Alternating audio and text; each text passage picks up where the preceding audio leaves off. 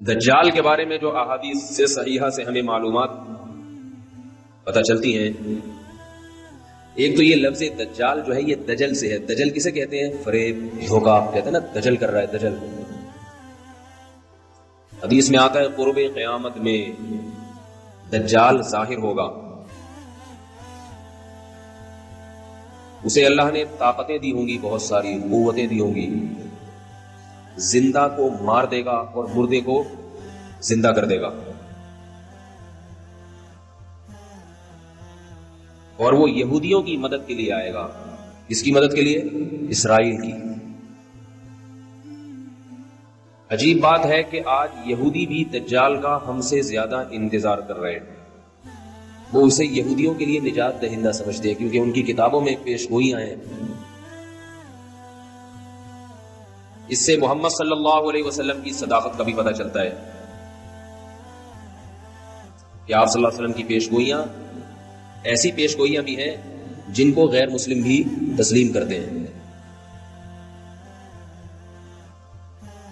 اللہ نے پیغمبروں کو، پچھلے پیغمبروں کو اس کا وقت نہیں بتایا تھا کہ وہ کب ظاہر ہوگا، اس لیے حدیث میں آتا ہر پیغمبر نے اپنی امت کو اس سے ڈرایا ہے، اس کے فتنے سے بچنے کا حکم دیا ہے۔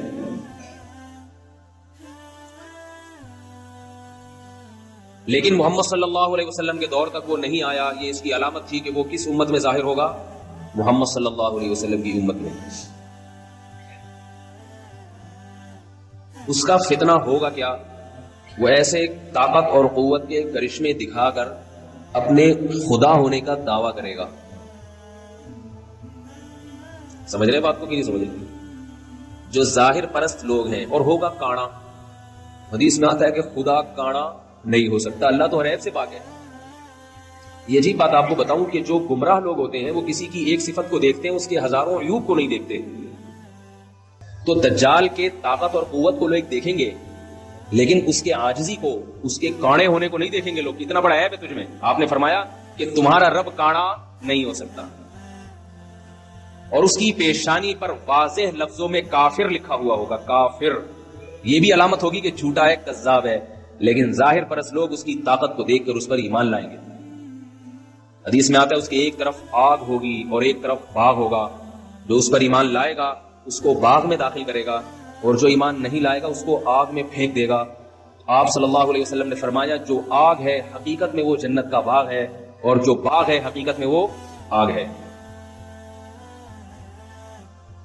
آپ صلی اللہ علیہ وسلم نے فرمایا جمعہ کے دن سورہ کہف پڑھنے والا دجال کے فتنے سے محفوظ رہے گا۔ دجال آئے گا کیوں؟ یہودیوں کی مدد کے لیے۔ کس دور میں آئے گا؟ جس دور میں حضرت مہدی ظاہر ہوں گے۔ سمجھ رہے نہیں سمجھ رہے بات؟ اور دجال کو قتل کون کرے گا؟ مسلمانوں میں طاقت نہیں ہوگی دجال کو قتل کرنے کی، اس کی طاقت اور قوت کی بنا پر۔ آپ صلی اللہ علیہ وسلم نے فرمایا، روایات میں آتا ہے عصر کی نماز کا وقت ہوگا، حضرت مہدی شام میں، جہاں آج بڑی لڑائیاں ہو رہی ہیں، اللہ تعالیٰ مسلمانوں کی مدد فرمائے، شام کی مسجد میں دمشق میں حضرت عیسیٰ، حضرت امام مہدی وہ امامت کے لیے عصر کی نماز میں کھڑے ہوں گے مصلی پر۔ اچانک جب اقامت سے فارغ ہوں گے دیکھیں گے کہ آسمان سے حضرت عیسیٰ ابن مریم علیہ الصلوۃ والسلام فرشتوں کے کندھوں پر ہاتھ رکھ کے نیچے کی طرف نازل ہو رہے ہیں۔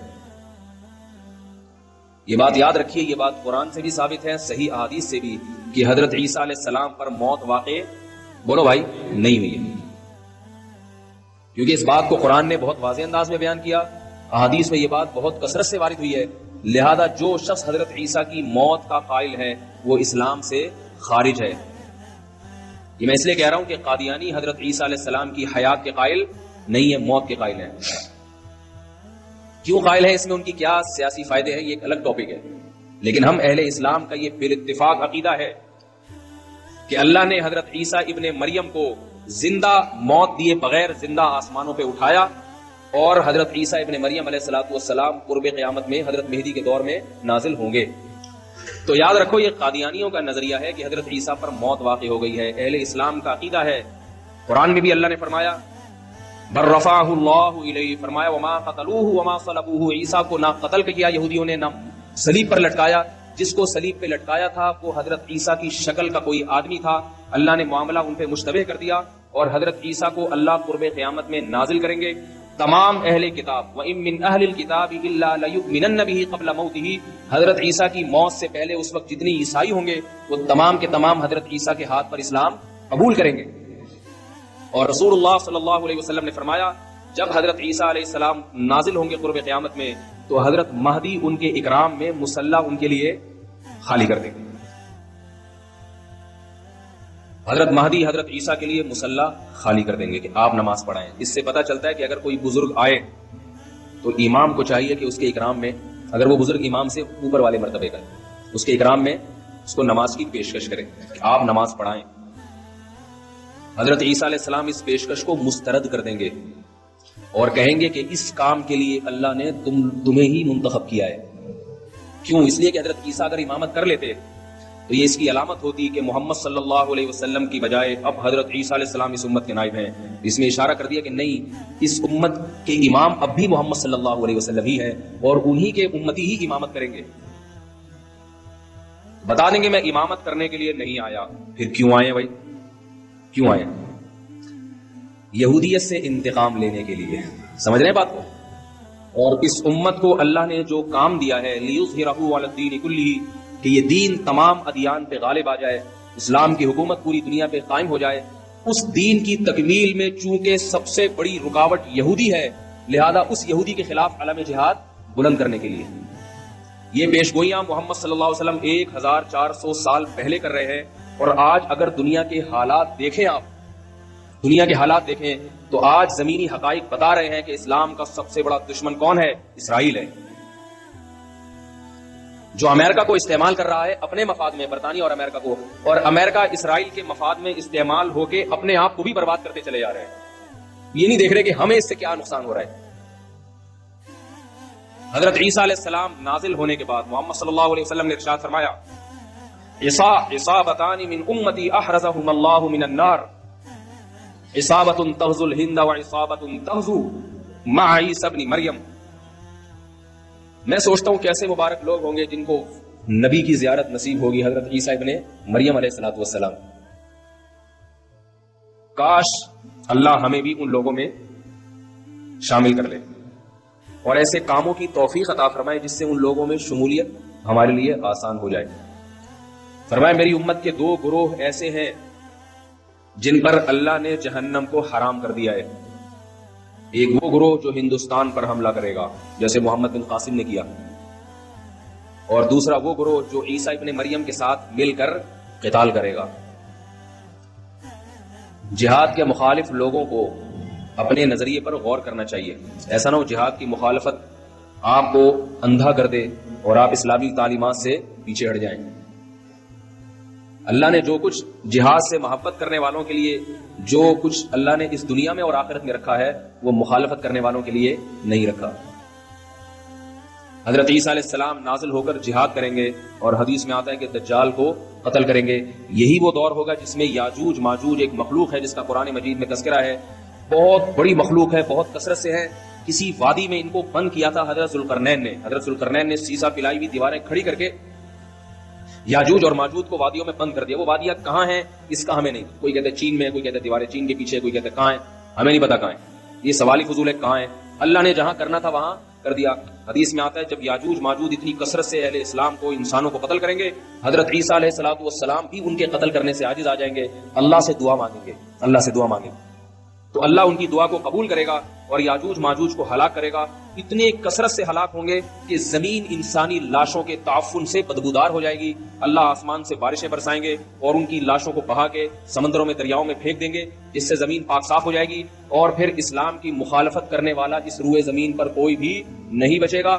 محمد صلی اللہ علیہ وسلم نے ارشاد فرمایا کہ اس وقت حضرت عیسیٰ ابن مریم زمین کو ایسا انصاف سے بھر دیں گے، خنزیر کا خاتمہ کریں گے، سور کی نسل ختم کر دیں گے تاکہ کوئی سور کا گوشت اپنے پیٹ میں دوبارہ نہ اتار سکے. جو مسلمان یورپ میں رہتے ہیں اور وہ کہتے ہیں ہم سے خوراک، ہمیں یہاں ملتا ہی سور کا گوشت ہے اور سور کے گوشت کی کوفتے بنا بنا کے کھا رہے ہیں، ان کو میں یہ اللہ کا واسطہ دے کے کہتا ہوں کہ دیکھو سور اتنی گندی اور اتنی ناپاک چیز ہے کہ اللہ نے اس کی نسل کے خاتمے کے لیے ایک پیغمبر کا انتخاب کیا کہ اس کی نسل ختم کر دے. وہ اگر اس کے کھانے کی کچھ بھی گنجائش ہوتی تو حضرت عیسیٰ کی ذمہ داریوں میں سے یہ ذمہ داری نہ ہوتی کہ سور کی نسل کا خاتمہ کر دیں گے. حدیث میں آتا ہے, آخری بات کر کے بات ختم کرتا ہوں تاکہ نشانیاں مکمل ہو جائیں. رسول اللہ صلی اللہ علیہ وسلم نے فرمایا زمین کو عدل سے بھر دیں گے, انصاف سے, اور جب زمین پر اللہ کی عبادت کثرت سے ہوگی, زمین زنا سے, بدکاری سے, چوری سے, رشوت سے, پوری روئے زمین پاک ہو جائے گی تو اس کی برکتیں اللہ آسمان سے اللہ کی طرف سے برکتیں کھلیں گی. جس زمین پر گناہ ہوتے ہیں اس زمین میں رزق کی برکت کو ختم کر لیا جاتا ہے. آج پھلوں میں ذائقے ختم ہوتے چلے جا رہے ہیں, آج گندم میں ذائقہ ختم ہو گیا ہے. روٹی آپ پہلے دیکھیں بچپن میں ایسی خوشبودار روٹی, اب روٹی کا مزہ ہی نہیں ہے. آمدنوں میں برکت ختم, لاکھ 1.5 لاکھ روپے کما رہے ہیں, مہینے کے آخر میں پھر بھی روتے پھر رہے ہوتے ہیں, پیسے نہیں. تو محمد صلی اللہ علیہ وسلم نے فرمایا جب زمین میں تقویٰ ہوگا اور اللہ کی عبادت ہوگی تو اللہ اپنی برکتیں کھول دیں گے. آسمان سے ایسا برکت والا پانی برسے گا, ایسی بارشیں ہوں گی زمین میں کہ آپ نے 2 مثالیں دی, ایک انگور کی اور ایک انار کی. فرمایا انگور اتنے بڑے بڑے پیدا ہوں گے کہ ایک انگور کے دانے کو نچوڑ کے کئی لوگ گلاس بھر بھر کے سیراب ہو جائیں گے, اس سے اتنے بڑے بڑے انگور پیدا ہوں گے. اور فرمایا انار اتنے بڑے بڑے پیدا ہوں گے کہ انار کے چھلکے کو لوگ سائبان کے طور پہ استعمال کریں گے. انار کا چھلکا باقاعدہ چھتریوں کی طرح بڑا ہوگا. انار کتنا بڑا ہوگا, اس کے دانے کتنے بڑے بڑے. یہ اللہ کی طرف سے انسانوں پہ رزق برسے گا. کیوں برسے گا؟ کہ انسان تقوی والی زندگی پر اور حلال والی زندگی پر آ جائے. یہ کام تو میرے بھائی حضرت عیسیٰ کے زمانے میں ہوگا اور انشاءاللہ ہو کے رہے گا. لیکن ہمارے زمانے میں اس سے ہمیں کیا سبق ملتا ہے کہ اللہ نے تقوی والی زندگی میں برکت رکھی ہے. حلال تھوڑا ہو اس میں برکت زیادہ ہے, حرام زیادہ ہو اس میں برکت ختم کر دی جاتی ہے. حرام خور آدمی کروڑوں روپے کما کے بھی اس کی پیٹ بھرتا نہیں ہے. اپنے ملکوں کے حکمرانوں کو دیکھ لو, کروڑوں کھربوں روپے کھا گئے مگر پھر بھی ان کا دل نہیں بھرتا. پیٹ اتنے سے ہیں مگر جو ہوس ہے وہ سمندروں جیسی بڑی ہوئی ہے, خلاؤں جیسی بڑی ہوئی ہوس ہے, وہ کبھی ختم نہیں ہوتی. حلال آدمی کی خواہش اللہ تھوڑے سے میں پوری کر دیتے ہیں. تو اللہ تعالی ہمیں ان خوش نصیبوں میں شامل کرے جو حضرت عیسیٰ ابن مریم کی زیارت کریں گے اور ان کے ساتھ مل کر لڑیں گے. اور اگر بالفرض یہ ہماری زندگی میں مقدر نہیں ہے تو اللہ ہمیں وہ کام کرنے کی توفیق عطا فرمائے جس کام کی تکمیل اللہ حضرت عیسیٰ کے ذریعے کریں گے. ان کاموں کی توفیق عطا فرمائے. تقوی اور طہارت والی زندگی کی اللہ ہمیں توفیق عطا فرمائے تاکہ ہمارے رزق میں بھی برکت ہو. سبحانک اللہم و بحمدک نشہد ان دین کی بات پھیلانا صدقہ جاریہ ہے. ثواب کی نیت سے ویڈیو کو شیئر ضرور کیجیے. جزاک اللہ.